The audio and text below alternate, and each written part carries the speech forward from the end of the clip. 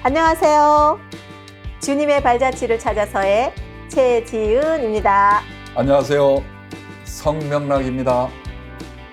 네, 오랜만인 것 같은데요. 잘 지내셨죠? 네, 그동안 어떻게 지내셨어요? 네, 정말 오랜만입니다. 네. 그동안 아주 바쁘게 지냈어요. 지난번 영상을 보시고 공감하시는 분들이 많으셨는지 내 얘기 같다 그러시면서 연락을 많이 주셨어요. 아, 네. 이렇게 삶 속의 많은 어려움들을 하나님 안에서 어떻게 해결해 가야 하는지 나누니까 너무 좋다고 우리가 많이 교제하면 좋겠다고 하시더라고요. 네. 이런저런 사연들을 읽다 보니까 시간이 정말 빨리 갔네요. 아우, 너무 좋네요. 사실 제 주변에서도 그런 얘기를 많이 해주셨어요. 많은 사연이 왔다고 하셨는데, 기억에 남는 사연이 있으세요? 네, 여러 사연들이 있는데 특히 우울증으로 힘들어 하시는 분들이 많더라고요. 크리스천으로서 이 문제를 하나님 안에서 어떻게 이해하고 해결해야 하는지 고민하시는 분들이 연락을 많이 주셨어요. 네. 그러고 보니까 최근에 전 세계적으로 코로나를 겪으면서 우울증 환자들이 많이 늘어났다는 뉴스 기사를 봤던 것 같아요. 맞아요. 저도 그래서 조사를 좀 해봤는데 수치가 정말 놀랍더라고요. 2018년 3월 22일 세계보건기구가 우울증 관련 보도를 했는데요. 우울증 환자 수만 3억 명이 넘는다고 하더라고요. 이 조사가 벌써 5년 전이니까 지금은 더 심각하겠죠. 또 우울증이 장기적인 중증으로 발전해서 심각해진 경우에는 자살을 초래하기도 하는데 매년 80만 명에 가까운 사람들이 자살로 생을 마감한다고 합니다. 우리나라에서는 작년 한국인 사망 원인 1위로 자살이라는 뉴스도 있었죠? 네, 현대사회의 비극이라고 할 수 있겠네요. 아, 참 안타까운 일이죠. 그런데 이런 생각 안 해보셨어요? 우리는 하나님을 믿잖아요. 주님 안에 있으면서도 왜 세상 사람들과 똑같이 우울증으로 고통받는 걸까요? 저도 사실 가끔 우울한 감정이 한 번씩 이렇게 심해지면 이런 고민을 하게 되는 것 같아요. 나는 크리스천인데 왜 우울한 감정에 휘둘리지? 왜 이겨내지 못하지? 이런 생각이 들면 오히려 세상 사람들보다 2배로 좌절감이 느끼게 되더라고요. 네, 맞아요. 더 큰 좌절감을 느끼기도 하죠. 그래서 오늘은 크리스천으로서 우울증을 어떻게 깨뜨려 볼 것인지, 어떻게 하면 이기고 나올 수 있는지 우리 함께 얘기해 보면 어떨까요? 네, 좋죠. 그럼 오늘은 어떤 분이 자리해 주셨나요? 오늘 모신 분들 소개해 주세요. 네, 오늘도 이효심 선교사님과 그리고 유은경 자매님을 모셨습니다. 안녕하세요. 안녕하세요. 안녕하세요. 네, 반갑습니다. 이효심 선교사님, 다시 뵈니까 정말 반갑습니다. 네, 네. 저도 정말 반갑습니다. 우리 은경자매님은 웃는 게 너무 예뻐요. 아니, 이렇게 밝아 보이는데 우울증을 겪으셨다고요? 네, 좋게 봐주셔서 진짜 감사해요. 네, 지금은 이렇게 웃고 있지만 사실 힘든 시기를 좀 많이 겪었었어요. 아, 네. 네. 그러셨군요. 근데 지금은 전혀 그렇게 보이지 않는데, 사실 앞에서 이렇게 말씀드렸듯이 많은 분들이 우울증으로 고통받고 있는데 대부분 거기서 벗어나지 못하는 경우가 많거든요. 자매님은 어떠셨는지 궁금하네요. 그쵸. 저도 사실 하나님을 믿지 않았다면은 그분들과 비슷하거나 아니면 좀 더 심각했을 것 같아요. 근데 지금은 많이 좋아졌어요. 아, 그래요? 네.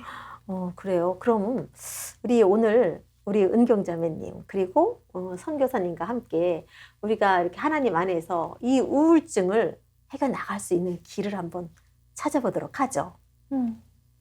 은경자매님, 먼저 어떻게 우울증을 겪으셨는지 들려주실래요? 우울증이라는 게 그냥 오지는 않잖아요. 자매님은 어떠셨어요? 그쵸. 모든 일에는 원인과 결과가 있는 것처럼 제 우울증도 사실 많은 사람들이 우울증은 그냥 뭐 조금 침울한 거 아닌가, 조금 사람이 이렇게 좀, 이렇게 심통해 있는 거 아닌가, 이렇게 생각을 하거든요. 그렇죠. 네. 근데 우울증이라는 게 사실은 늪과 같아요. 아. 네. 늪에 빠지면은 언제 가라앉는지도 모르게 그냥 사람이 빨려 들어가잖아요. 네. 그것처럼 우울증이라는 감정도 처음에는 약하게 시작했다가 내가 언제 이렇게 상태가 나빠졌지 싶을 정도로 점점 빠지고 들어가다가 나중에는 죽음까지 생각하게 되는 게 우울증이거든요. 아, 네. 그래요? 그래서 저도 비슷한 수준을 밟았던 것 같아요. 저도 나중에는 정말 죽고 싶다. 정말 죽는 방법까지 찾아볼 정도로 심각해졌는데, 그래서 아까 얘기했듯이 원인과 결과가 있다 했잖아요. 그래서 내가 이렇게 된 원인이 뭘까 하고 정말 많이 생각을 해봤거든요. 근데 또 생각해보니까 배경이 이렇게 나오더라고요. 아, 그래요? 그럼 어떤 배경 때문에 그런 일들이 일어났나요? 그게 좋은 얘기는 아닌데, 이제 제가 태어나기도 전에, 그러니까 제가 엄마 뱃속에 있을 때 저희 엄마가 이제 병원에 갔더니 이제 저를 이제 생긴 거를 보고서 얘를 좀 낳지 말아야 되겠다 이런 생각을 하셨대요. 아. 예. 그래서 병원에 가셨는데 이제 의사가 얘가 너무 커갖고 이제 얘 못 지운다 이렇게 해서 에이 어쩔 수 없네 하고 태어난 게 저였던 거예요. 아. 예. 그래서 제가 그거를 듣고서 좀 충격을 받았죠. 근데 또 저는 오빠가 있는데 오빠는 계획해서 나왔다고 이렇게 들었었거든요. 그러니까 또 비교가 되는 거예요. 태어난 그 출발점부터가 뭔가 저는 환영받지 못하는 존재 같고 저희 오빠는 계획해서 뭔가 사랑으로 태어난 존재 같은 거예요. 그러니까 뭔가 제 우울증은 아주 어릴 때부터 뭔가 시작된 것 같아요. 그랬군요. 정말 자존감이 많이 떨어졌겠어요. 그쵸. 아까 얘기했던 것처럼 참 오빠랑 먼저 기도를 많이 했던 것 같아요. 예. 엄마가 오빠한테 주는 뭐 손길, 뭐 눈빛 이런 거 하나하나까지 다 비교를 하게 되더라고요. 예. 그래서 오빠가 막 울고 있거나 뭐 조금 힘들어하거나 그러면은 오빠가 뭐 엄마한테 말하지 않아도 이제 엄마가 이렇게 안아주고 같이 이렇게 뭔가 해주고 그랬던 것 같은데 저는 뭔가 아직도 기억이 나는 게 그때 친구랑 싸워가지고 되게 속상하잖아요. 초등학생 때였는데. 그래서 막 들어가자마자 엄마 나 너무 슬퍼 하고서 막 울었단 말이에요. 근데 엄마가 시끄러워. 시끄럽게 하지 말고 울 거면 화장실 가서 울어. 이러는 거예요. 그래서 그때 나는 우는 것도 안 되는구나 해가지고 예. 근데 오빠는 또 울면은 이렇게 안아주니까 참 그것부터 비교가 됐던 것 같아요. 정말 늘 그렇게 오빠랑 비교를 하면서 많이 슬펐겠어요. 그쵸. 그래서 또 집에서는 오빠랑 비교를 하지만 우리가 항상 집에만 있는 게 아니라 또 학교도 가게 되고 이제 여러 사람들을 만나게 되잖아요. 근데 저는 학교에 가서도 어쩔 수 없이 비교를 하게 되는 거예요. 왜냐면 저희 집이 이제 가정 환경이 되게 안 좋았었어요. 네. 뭐 1, 2만 원짜리 티셔츠, 바지 사는 것도 안 돼가지고 뭐 소풍을 간다, 뭐 수학여행을 간다 이럴 때 애들이 사실 용돈도 받고 옷도 이렇게 새로 사잖아요. 근데 저는 그런 거를 생각해 볼 수도 없었어요. 그래서 이렇게 가면은 애들이 뭐 맛있는 거 사 먹고 그럴 때도 저는 이렇게 옆에서 보기만 해야 됐었거든요. 네, 그래서 그런 거를 볼 때마다 더 비교하게 되는 거예요. 또 친구들도 알잖아요. 자기들은 되게 편하게 사 먹는데 저는 항상 이렇게 거절하고 그러니까 어느새 그 친구들도 은경이네 집은 좀 못 사나 보다 하면서 은근히 그 비교하고 약간 낮게 보는 그런 게 있었어요. 근데 저도 그거를 알고 있다 보니까 저도 모르게 이렇게 움츠러들고 약간 이렇게 소심하게 되고 음. 눈치를 좀 보게 되더라고요. 아유, 그럼 이렇게 학교 생활 내내 그랬어요? 그쵸. 학교 생활 내내 그랬고 사실 학년이 올라갈수록 좀 더 심해졌던 게 어릴 때는 그냥 멋모르고 애들이 그랬지만 이제 커갈수록 얘가 좀 더 이제 어디 놀러 갈 때 아니면 나들이 가고 수학여행 갈 때 또 쓰는 돈의 액수가 커지잖아요. 근데 그럴 때도 이렇게 더 비교하게 되는 거예요. 그러니까 나중에는 소풍도 가기 싫고 뭐 이렇게 나들이도 가기 싫고 네, 그렇게 되더라고요. 그래서 이런 비교를 맨날 하고 아 내가 언제쯤이면은 이런 비교를 안 하고 나도 언제쯤이면은 그냥 내가 하고 싶은 대로 이렇게 사랑도 받고 그리고 나도 저런 음료수 같은 거 그냥 이런 고민 안 하고 그냥 사 먹을 날 언제 올까 그렇게 생각을 하다가 이제 학생이다 보니까 돈을 벌 수가 없잖아요. 그럼 그렇지. 나중에 좋은 미래를 위해서 할 수 있는 게 공부밖에 없는 거예요. 네.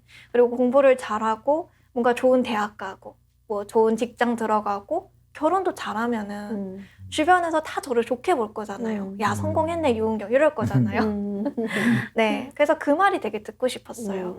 너무너무 듣고 싶었어요. 그래서 제 목표는 그때부터 좋은 대학 가고 좋은 직장 들어가고 멋진 남편 만나서 결혼해서 잘 먹고 잘 살고 사람들한테 유은경 최고다. 뭔가 그런 말을 듣는 게 제 목표가 됐던 것 같아요. 아, 자매님, 목표가 생기니까 좀 달라지던가요? 만약에 같은 상황이었으면은 어떠셨을 것 같아요? 저는 잘 안 됐을 것 같아요. 맞아요. 처음에 이 목표가 잘 될 줄 알았거든요. 왜냐면 노력은 배신하지 않는다 뭐 그런 말도 있잖아요. 하지만 생각대로 잘 안 되더라고요. 또 잘 할 수는 그 목표는 이룰 수 있어도 또 사람의 마음을 얻는 게 되게 어려웠던 거예요. 네. 그래서 그 목표를 가진 순간부터 더 힘들고 어려워졌던 것 같아요. 참 정말 그렇게 마음처럼 쉬운 게 아니죠. 맞아요. 참 이게 이제 고등학교를 졸업하고 나서 제일 먼저 이렇게 디딘 곳이 대학이잖아요. 그래서 이제 대학에 들어가서 이제 목표를 이루자. 아, 유은경 최고가 되자. 이렇게 생각을 했는데 그러려면 장학금도 타야 되고 또 저는 집안 형편도 있다 보니까 꼭 그 장학금을 타야 됐었거든요. 네.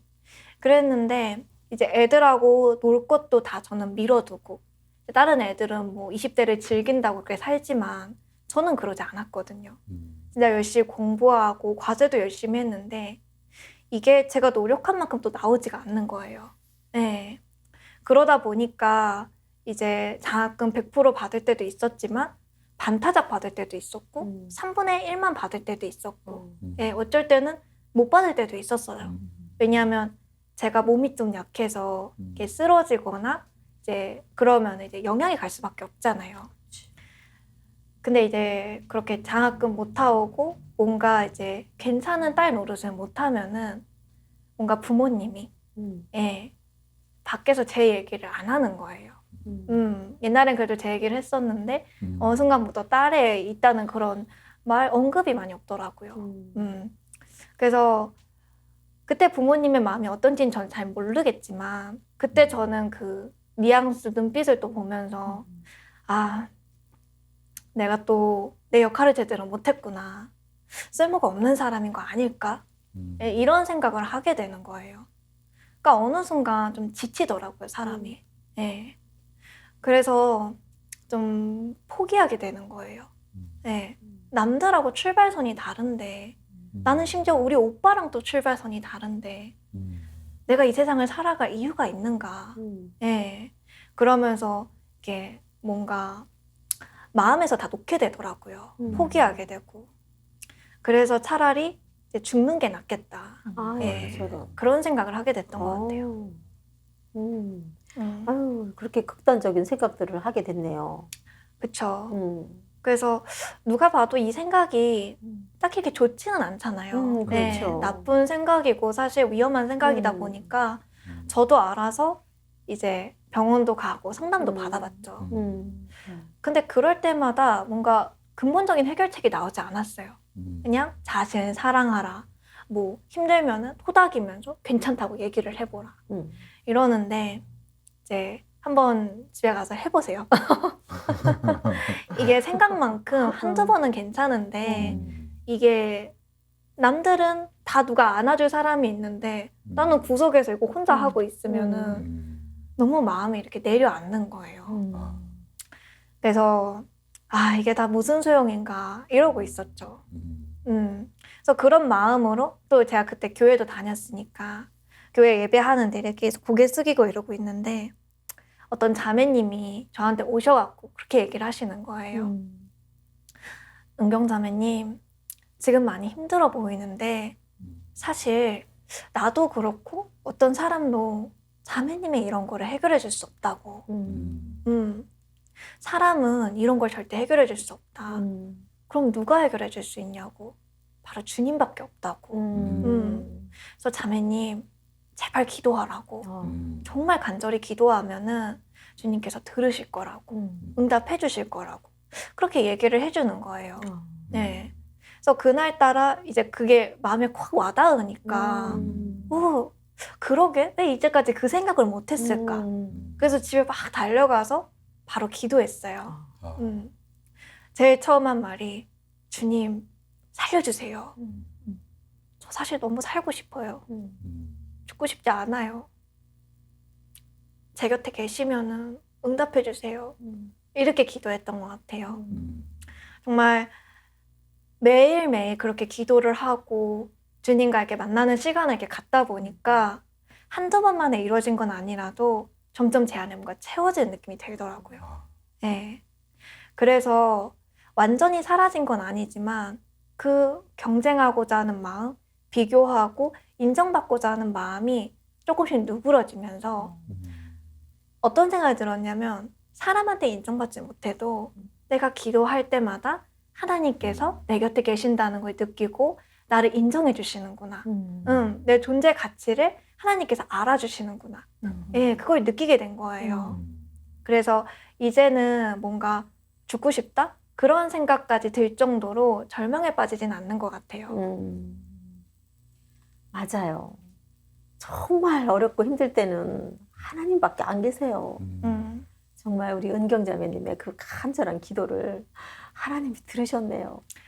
그쵸. 저도 사실 보면 제가 살아있는 게 좀 기적 같을 때가 많아요. 왜냐면 제 친구들도 너 아직 살아있네? 이런 얘기를 하거든요. 왜냐면 너무 심했으니까. 항상 죽고 싶단 말을 입에 달고 살아가지고 애들도 약간 포기했었어요. 아, 쟤는 이제 친구들도 많이 위로는 해줬지만 근본적인 해결이 안 됐었거든요. 근데 정말 기도하고 하나님께 의지할수록 제 스스로가 살아도 되겠다. 네, 이런 생각이 들었던 것 같아요. 아멘. 우리 자매님 간증 정말 잘 들었어요. 네. 맞아요. 기도는 어려움을 이길 수 있는 강력한 힘이죠. 맞아요. 우리 자매님의 체험이 정말 생생하네요. 사실 우리 자매님처럼 젊은 분들이 우울증을 많이 갖고 있고 점점 연령이 어려지는 추세를 보인다고 해요. 직장인과 학생이 많은 비중을 차지하고 있죠. 네, 젊은 사람들의 자살률이 높아지고 있는 게 우연은 아니군요. 그렇죠. 그런데 어떤 분들은 우울증에 걸려 절망에 빠진 사람들을 보면 이런 생각을 해요. 젊고 혈기왕성한 나이에 우울증에 왜 걸려? 젊기만 해도 좋을 텐데 복에 겨워서 그렇지. 요즘 애들은 고생을 안 해서 그래. 이런 말들을 해요. 맞아요. 저도 그런 말을 되게 많이 들었는데 이게 어떤 주변 분이 그러시더라고요. 야, 네 나이에 우울할 게 뭐 있냐? 창창한 젊은 나이에 다 누리고 살면 되지. 이렇게 얘기를 하더라고요. 그래서 그때 속으로 아유 그럼 아저씨가 그렇게 살든가 이러면서 저도 모르게 속으로 그런 생각을 했었거든요. 예. 근데 또 내 속으로 잔잔히 생각을 해보면 아 그런가? 나는 왜 또 이렇게 살고 있지 하면서 또 이렇게 움츠러들게 되더라고요. 그렇죠. 사실 젊은 사람들의 자살률이 높은 이유는 여러 가지 이유가 있어요. 어떤 사람은 심리적인 이유와 사회적인 요인으로 인한 것도 있지만 대부분 학업과 일, 또 삶에서 받는 스트레스가 너무 많아요. 맞아요. 학생들은 자녀가 훌륭한 사람, 성공한 사람이 되기를 바라는 그 부모의 기대에 압박을 받고 매일 친구들과 성적을 다투고 등수를 매기면서 쉴 새 없이 그 시계바늘처럼 돌아가는 삶을 살잖아요. 그런데 아무리 공부를 열심히 해도 자기가 원하는 성적이 안 나오고 또 부모의 기대에 미치지 못하면 우울해지고 정말 또 낙담하게 되고 그러다가 좌절감이 심해지면 극단적인 선택을 하는 경우가 생기는 거죠. 실제로 일부 학생들이 자살하는 경우에는 세상을 향한 이 분노가 심각하기 때문이라고 하더라고요. 그쵸. 딱 제가 그랬던 것 같아요. 저도 부모님한테 인정받고 싶고 세상 사람들한테 인정받고 싶고 했다 보니까 근데 또 방금 얘기하셨던 것처럼 잘 안 되잖아요. 그러니까 또 분노가 쌓이고 응어리가 생기고 또 침울해지고 이거의 반복이었던 것 같아요.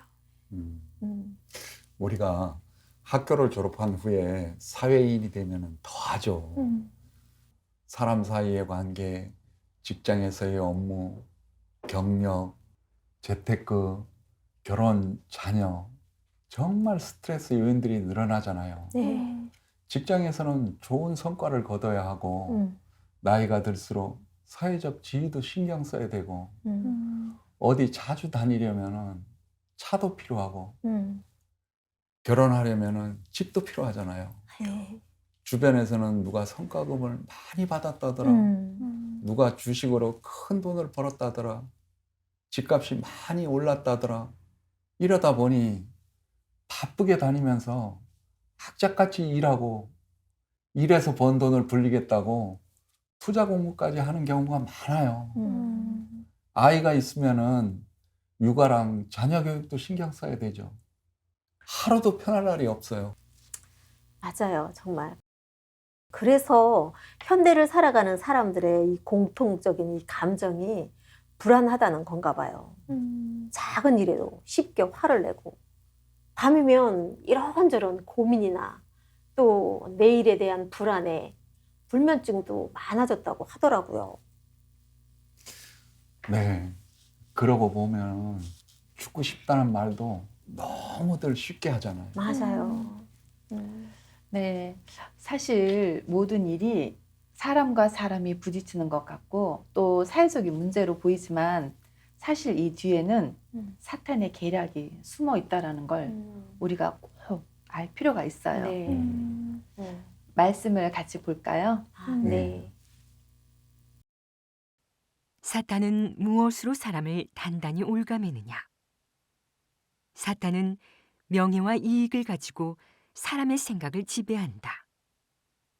사람이 명예와 이익에만 사로잡혀 이를 위해 분투하고 고생하고 치욕을 참고 명예와 이익을 위해 자신의 모든 것을 희생하고 이를 기준으로 모든 것을 판단하고 결정하게 만든다. 이렇게 사탄은 사람에게 보이지 않는 족쇄를 채워놓았다. 족쇄가 채워진 사람은 족쇄에서 벗어날 능력이나 용기가 없다.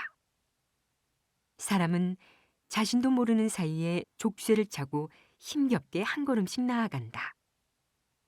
인류는 명예와 이익을 위해 하나님을 멀리하고 배신하며 갈수록 사악해지고 있다.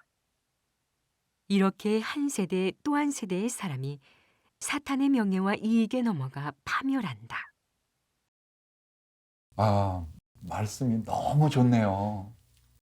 네, 이 말씀에서 사탄이 사람을 어떻게 통제하는지 낱낱이 드러나 있는데 발견하셨어요? 명예와 이익? 네, 바로 명예와 이익으로 사탄이 우리의 생각을 가두고 있었죠. 우리가 명예와 이익만을 위해 살고 명예와 이익을 삶의 목표로 삼게 한 거예요. 우리가 어려서부터 듣고 배우고 가치관으로 삼은 게 뭘까요? 지식은 운명을 바꾼다.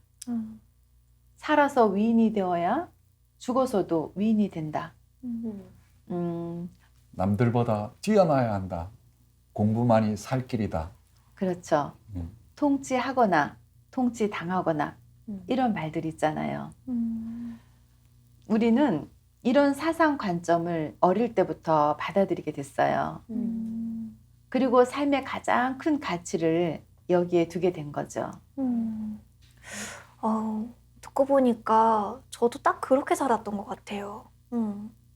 사람들 사이에서 남보다 나은 삶, 다른 사람의 부러움을 받는 삶, 성공 여부에만 신경 쓰게 된 거예요. 우리가 이런 것들을 얻지 못하면 무능하고 아무것도 없는 사람처럼 느껴져서 삶 자체가 우울해지죠. 남들보다 더 공부하고 일하고 또 모든 시간과 에너지, 건강까지 다 쏟아부었는데 이런 노력들이 빛을 보지 못하고 바라던 것들이 이루어지기 어렵다는 것을 알게 되면 사람은 아예 모든 걸 포기하게 되는 거예요. 그렇게 되면 그나마 있던 목표도 다 잃어버리게 된 거잖아요. 평생을 쫓던 가치가 없어졌으니 얼마나 또 허무하고 불안하겠어요. 뭘 해도 아무런 의미를 찾지 못하는 거죠.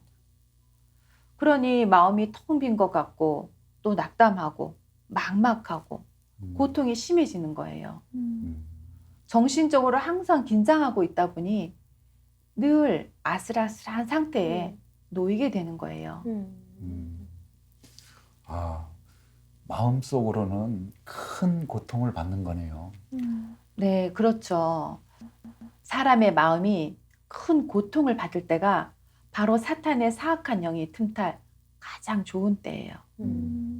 사탄은 그 틈을 노려서 사람을 고통스럽게 하고 농락하면서 우리가 이 세상을 싫어하도록 선동하고 마치 죽음만이 고통에서 벗어날 수 있는 가장 좋은 방법인 것처럼 우리를 유혹하는 거예요. 마음이 고통스러우니 그 유혹에 쉽게 빠지게 되는 거죠. 맞아요. 사람들은 밝았던 정상인의 모습에서 점점 우울해지면서 결국엔 고통을 참지 못하고 자살을 택하게 되는 거죠.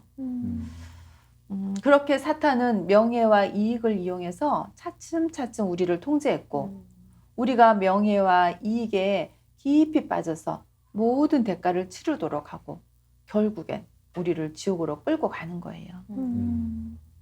사탄이 사람을 타락시키고 괴롭히는 수단이 정말 음험하고 악랄하다는 것을 알 수 있죠. 그러게요. 만약 우리가 겉으로만 이를 본다면 그 사탄의 비겁함과 사악한 본질을 볼 수 없을 거예요. 우울증 뒤에 숨어 있는 사람을 괴롭히고 잡아먹기 위한 이 사탄의 계략을 영원히 알 수가 없죠. 사탄이 정말 음험하고 악독하네요. 그러면 어떻게 우리가 우울증에서 벗어날 수 있을까요? 어떻게 해야 우리가 우울증에서 벗어나서 사탄의 괴롭힘과 농락을 받지 않을 수 있는 거죠? 네, 그 길은 오직 주님께만 있어요. 주님께서 내가 곧 길이요 진리요 생명이라고 말씀하셨죠. 네. 하나님만이 진리이고 길이고 생명이세요. 네. 하나님만이 우리에게 진리를 깨닫게 해주시고 사탄의 계략과 온갖 황당무계한 논리를 분별할 수 있게 해주실 수 있어요. 또 하나님께서 알려주신 길과 방향을 따라 추구한다면 우리는 사탄에게 괴롭힘을 받지 않고 하나님의 보살핌과 보호 속에서 살 수 있을 거예요. 네. 말씀을 보면 더 잘 이해가 되실 거예요. 같이 볼까요? 네. 네. 그래요. 이런 내적 상태를 해결하는 가장 간단한 방법은 기존의 생존 방식과 인생 목표의 작별을 구하는 것이다. 기존의 생존 방식과 인생관, 목표, 소망과 꿈을 정리해보고 분석한 다음 하나님이 사람에게 가지고 있는 뜻과 요구에 대조해 본다. 그리고 자신의 생존 방식과 인생관 등 가운데 하나님의 뜻에 부합되는 것이 있는지, 하나님의 요구에 맞는 것이 있는지, 올바른 인생의 가치를 가져다 줄 수 있는 것이 있는지, 진리를 점점 더 깨닫는 삶을 살고 인성을 갖춘 사람다운 모습으로 살게 하는 것이 있는지를 살펴보는 것이다. 인류가 추구하는 다양한 삶의 목표와 생존 방식을 반복적으로 살피고 자세히 분석하다 보면 창조주가 인류를 창조할 당시의 취지에 부합하는 것은 하나도 없다는 걸 알게 된다. 창조주의 주제와 보살핌에서 멀어지게 하는 것들뿐 하나같이 사람을 타락시키고 지옥으로 이끄는 함정이었음을 알게 된다. 이 사실을 알았다면 이제 해야 할 일은 기존의 인생관을 버리고 여러 함정을 멀리하며 하나님의 주관과 안배에 내 삶을 맡기는 것이다. 그리고 자신의 선택이 없이 하나님의 지배와 인도에 순종하기만을 구하며 하나님을 경배하는 사람이 되는 것이다. 능력, 지능, 의지와 상관없이 운명 앞에서 사람은 나이, 우열, 귀천을 구분할 수 없는 동등한 존재이다.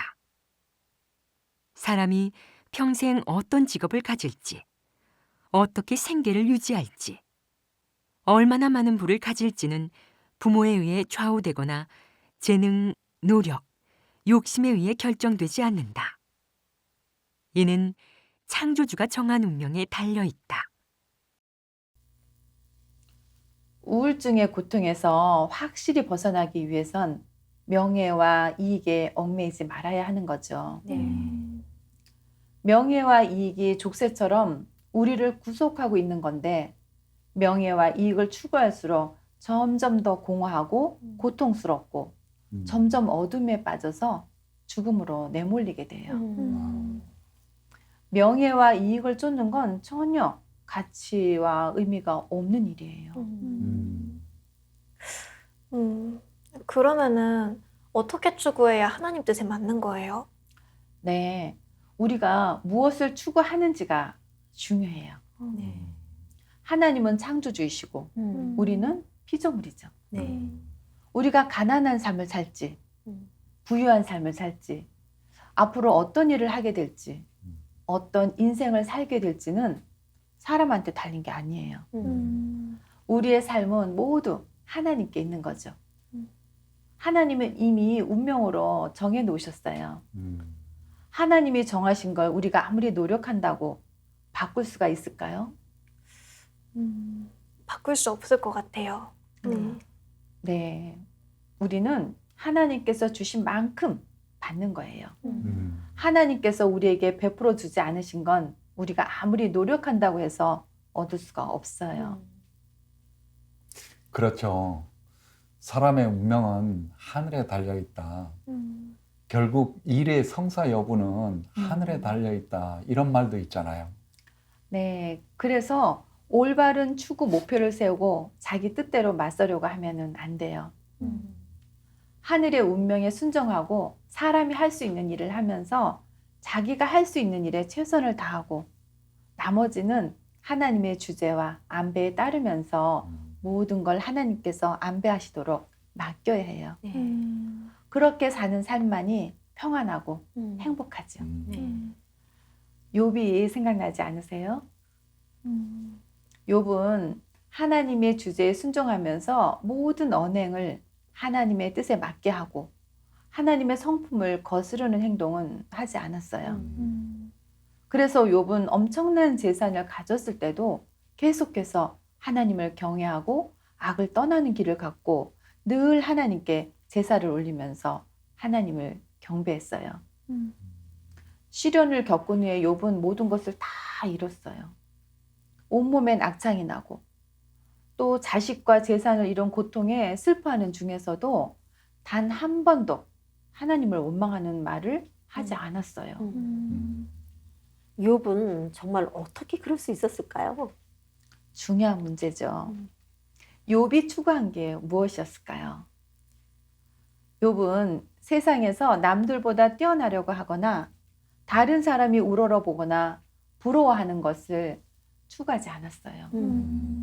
수십 년 동안 욥은 사람은 피조물이고 사람의 모든 것은 하나님께서 베풀어 주신다는 사실을 알고 있었거든요.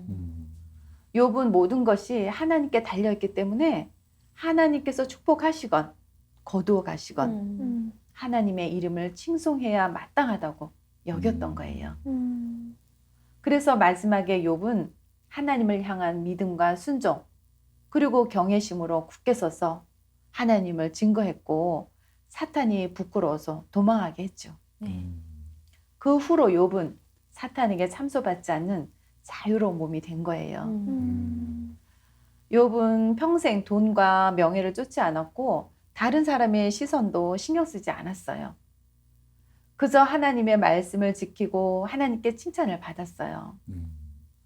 욥은 여유롭고 편안하며 자유로운 삶을 살았고 가장 가치 있고 의미 있는 삶을 살았어요.